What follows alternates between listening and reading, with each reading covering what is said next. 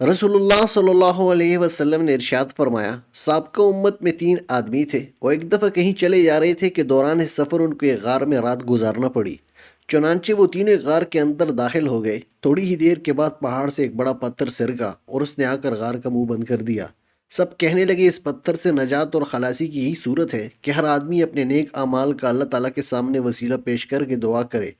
چنانچہ ان میں سے ایک آدمی نے یوں دعا شروع کی، اے اللہ، میرے بوڑھے ماں باپ تھے، میں ان سے پہلے اپنے بچوں کو دودھ نہیں پلاتا تھا۔ ایک دن میں درختوں کی تلاش میں دور نکل گیا۔ جب شام کو واپس آیا تو وہ دونوں سو چکے تھے۔ میں نے ان کے لیے رات کا دودھ دھویا۔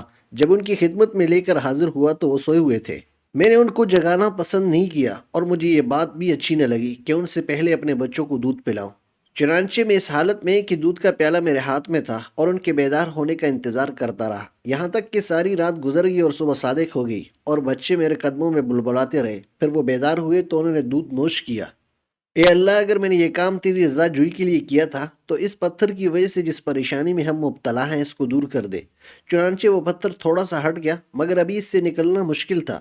پھر دوسرے آدمی نے یوں دعا کی، اے اللہ، میری ایک چچزاد بہن تھی، وہ مجھے بہت پسند تھی۔ میں اس سے اس قدر محبت کرتا تھا جس قدر کوئی مرد عورت سے محبت کرتا ہو، بلکہ اس سے بھی زیادہ۔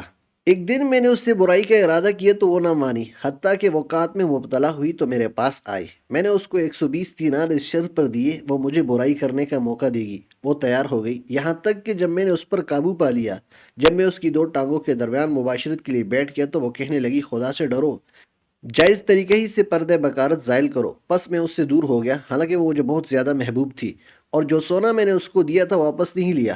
اے اللہ، اگر میں نے یہ کام تیری خوشنودی کے لیے کیا تھا تو اس مصیبت سے ہمیں نجات دے دے جس میں ہم سب مبتلا ہیں۔ چنانچہ وہ پتھر تھوڑا سا مزید اپنی جگہ سے ہٹ گیا مگر ابھی اس سے نکلنا مشکل تھا۔ پھر تیسرے آدمی نے دعا کی کہ اے اللہ، میں نے چند مزدور اجرت پر رکھے تھے، ایک آدمی کے سوا سب کی مزدوری میں نے ادا کر دی۔ وہ آدمی جس کی مزدوری میں نے ادا نہیں کی تھی وہ اپنی مزدوری چھوڑ کر چلا گیا تھا۔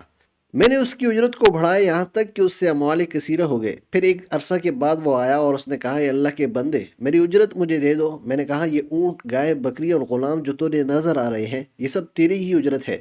اس نے کہا، اے اللہ کے بندے، میرے ساتھ مذاق نہ کر۔ میں نے کہا، میں تیرے ساتھ مذاق نہیں کر رہا ہوں۔ چنانچہ اس نے وہ سارا مال لیا اور سارے جانور ہانک کر لے گیا، کوئی چیز نہیں چھوڑی۔ اے اللہ، اگر میں نے یہ کام تیری رضا حاصل کرنے کے لیے کیا تھا تو ہمیں اس مصیبت سے چھٹکارا عطا فرما جس میں ہم سبھی مبتلا ہیں۔ چنانچہ وہ پتھر دور ہو گیا اور وہ تینوں اس غار سے نکل کر آگے کو روانہ ہو گئے۔